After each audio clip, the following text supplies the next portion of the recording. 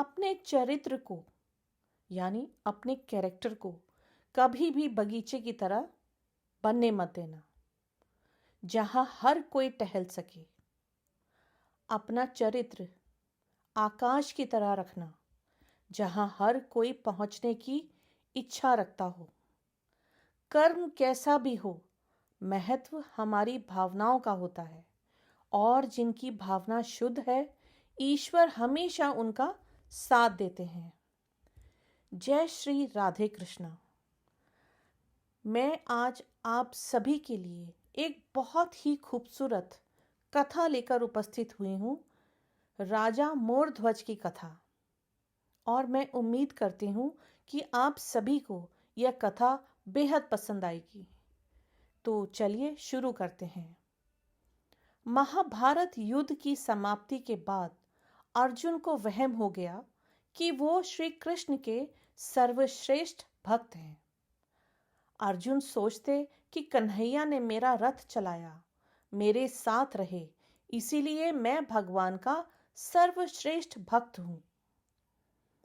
अब अर्जुन को क्या पता था कि वो केवल भगवान के धर्म की स्थापना का सिर्फ एक जरिया थे। फिर भगवान ने उसका गर्व तोड़ने के लिए उसे एक परीक्षा का गवाह बनाने के लिए अपने साथ ले गए। यानी कि महाभारत का युद्ध जब समाप्त हुआ तो अर्जुन को वहम हो गया।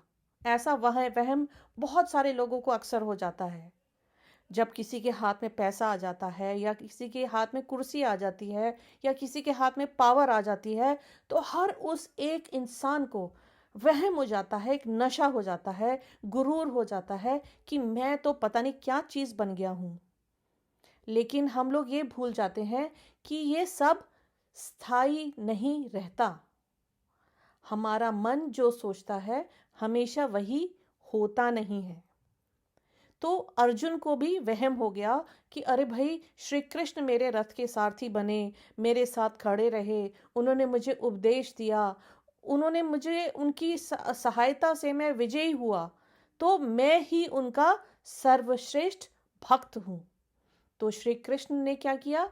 श्री कृष्ण उनको सबक सिखाने के लिए, सच्चाई दिखाने के लिए, उनके नेत्र खोलने के लिए उनको एक परीक्षा के गवाह बनाकर अपने साथ ले गए। तो चलिए आगे बढ़ते हैं। श्री कृष्ण और अर्जुन ने जोगियों का वेश बनाया और वन से एक शेर पकड़ा और पहुंच जाते हैं भगवान विष्णु के परम भक्त राजा मोरध्वज के द्वार पर। राजा मोरध्वज बहुत ही दानी और आव भगत वाले थे। अपने दर पर आए किसी को भी वो खाली हाथ नहीं भेजते थे और बिना भोज के तो बिल्कुल नहीं जाने देते थे। यानी जो मोरध्वज राजा थे वो बहुत ही दानी, भगवान को मानने वाले, दान पुण्य करने वाले राजा थे। पुराने ज़माने में ऐसे बहुत सारे राजा होते थे जो इतना ज़्यादा भगवान को मानते थे कि अपनी एक वचन की खातिर वो कुछ भी त्याग करने को तत्पर रहते थे। तो ऐसे ही एक राजा थे, राजा मोरध्वज। तो श्री कृष्ण और अर्जुन जो है वो जोगिया का वेश बनाकर उनके द्वार पर पहुंच गए। दो साधु एक सिंह के साथ दर पर आए हैं, ये जानकर राजा नंगे पांव दौड़ के द्वार पर गए और भगवान के तेज से नतमस्तक हो आतिथ्य स्वीकार करने के लिए कहा। और जब राजा को पता लगा कि दो साधु एक शेर के साथ उनके द्वार पर आए हैं, तो वो नंगे पैर ही दौड़ चले और जो भगवान थे, भगवान तो आखिर भगवान ही रहेंगे, तो उनके मुख पे जो तेज था, वो राजा जो मोरध्वज हैं वो उनके सामने गए और उनको हाथ जोड़कर उन्होंने विनती करी कि आप मेरा आतिथ्य स्वीकार करें। भगवान कृष्ण ने मोरध्वज से कहा कि हम मेजबानी तभी स्वीकार करेंगे जब राजा उनकी शर्त मानेंगे। राजा ने जोश से कहा, आप जो भी कहेंगे मैं उसके लिए तैयार हूं। अब श्री कृष्ण तो सोच के आए थे, लीलाधर हैं, लीला तो उन्होंने करनी थी। अर्जुन को जो सबक सिखाना था, अर्जुन की आंखें जो खोलनी थी, तो उन्होंने, जब राजा उनके पास आए, उन्होंने कहा कि आप मेरा आतिथ्य स्वीकार करें। तो जो साधु, कृष्ण जो साधु के रूप में थे, उन्होंने कहा कि मैं आपका आतिथ्य तब स्वीकार करूंगा जब आप मेरी एक शर्त मानेंगे। और राजा ने भी बिना सोचे समझे हामी भर दी कि अच्छा ठीक है, आपकी जो भी शर्त है मैं उसको मानने के लिए तैयार हूं, तो आप मेरा आतिथ्य स्वीकार करें। भगवान कृष्ण ने कहा, हम तो ब्राह्मण हैं, कुछ भी खिला देना, पर ये सिंह नरभक्षी है। तुम अगर अपने इकलौते बेटे को अपने हाथों से मारकर इसे खिला सको तो ही हम तुम्हारा आतिथ्य स्वीकार करेंगे। अब क्या कहा भगवान श्री कृष्ण ने, जो साधु के वेश में थे? उन्होंने कहा कि मैं तो ब्राह्मण हूं, हम दोनों तो ब्राह्मण हैं, हम तो कुछ भी खा लेंगे, लेकिन हमारे साथ जो ये शेर है ये तो नरभक्षी है, ये थोड़ी सब कुछ खा लेगा, तो ये तो मांस ही खाएगा। तो हम तुम्हारा आतिथ्य तभी स्वीकार करेंगे अगर तुम अपने इकलौते बेटे को अपने ही हाथ से मारकर इसके सामने परोसोगे। अब भगवान की शर्त सुन मोरध्वज के होश उड़ गए। अब नेचुरल है कि किसी को भी अगर कोई बोलेगा कि आप अपना बच्चा मार के हमें खिला दो, कोई भी साधु आएगा तो चिंतन तो होएगा कि इकलौता बच्चा मेरा, वो भी अपने हाथों से मार के मैं इस नरभक्षी को खिला दूं। तो और उन्होंने हामी भर दी थी कि हाँ, आप जैसा कहोगे वैसा ही मैं करूंगा।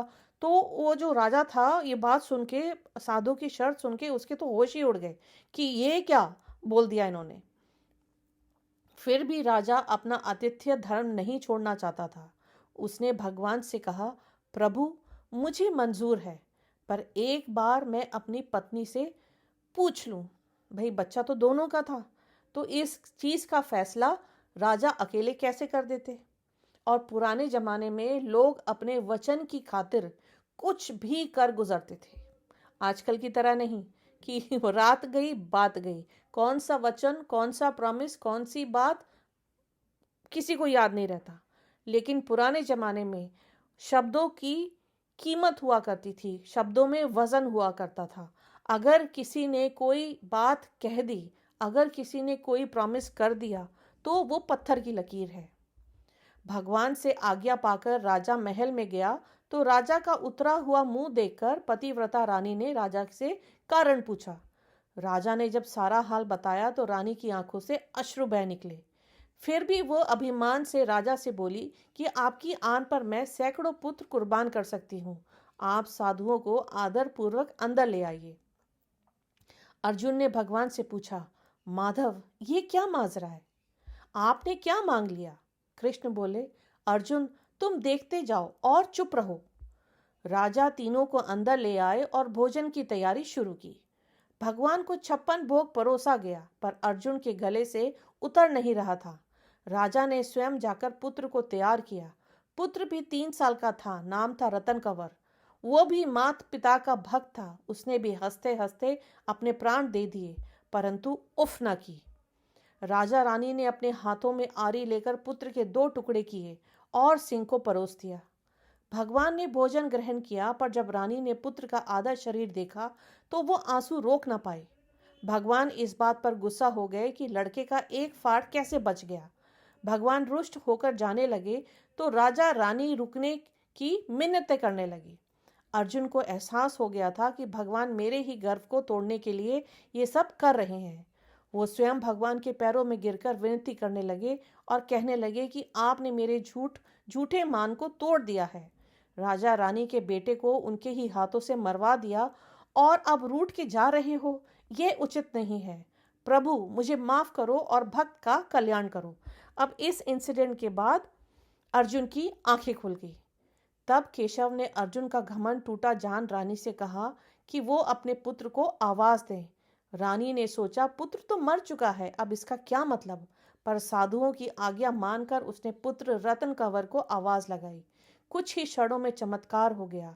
मृत रतन कंवर, जिसका शरीर शेर ने खा लिया था, वो हंसते हुए आकर अपनी मां से लिपट गया।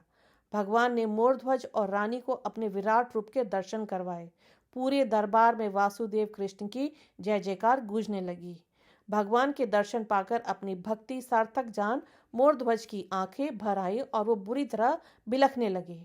भगवान ने वरदान मांगने को कहा तो राजा रानी ने कहा, भगवान एक ही वर दो कि अपने भक्त की ऐसी कठोर परीक्षा न ले जैसे आपने हमारी ली है। तथास्तु कहकर भगवान ने उसको आशीर्वाद दिया और पूरे परिवार को मोक्ष प्रदान किया। तो ये है हमारी आज की कथा कि कैसे भगवान श्री कृष्ण ने अर्जुन का अहंकार और वो जो उसको वहम हो गया था उसको उदाहरण देके तोड़ दिया। हम में से, जैसा कि मैंने पहले ही कहा है, हम में से ऐसे कई लोग हैं जो वहम पा लेते हैं कि बस मैं ही मैं हूँ, मेरे से बड़ा कोई नहीं है। हमें ये कभी नहीं भूलना चाहिए कि भगवान हमारे बीच सारा टाइम मौजूद है। वो हमारी हर एक्टिविटी, हमारी हर बात पर नज़र बनाए हुए हैं। हम लोग सोचते हैं कि हमें कोई नहीं देख रहा, लेकिन भगवान हमें हमेशा देख रहे हैं। इसीलिए कभी भी किसी बात पर घमंड ना करें। आज जो आपका है वो कल किसी और का था और कल किसी और का होगा, तो घमंड किस चीज़ का? खाली आए थे, खाली जाना है। आज तक कोई भी अपने साथ इस मृत्यु लोक से, धरती को जिसको कि मृत्यु लोक कहा जाता है, कुछ भी ले जाने में सफल नहीं हो पाया है। तो फिर घमंड किस चीज़ का, किस चीज़ का लोभ? क्यों हम दूसरों को दुख देते हैं? क्यों हम दूसरों को नीचा दिखाते हैं?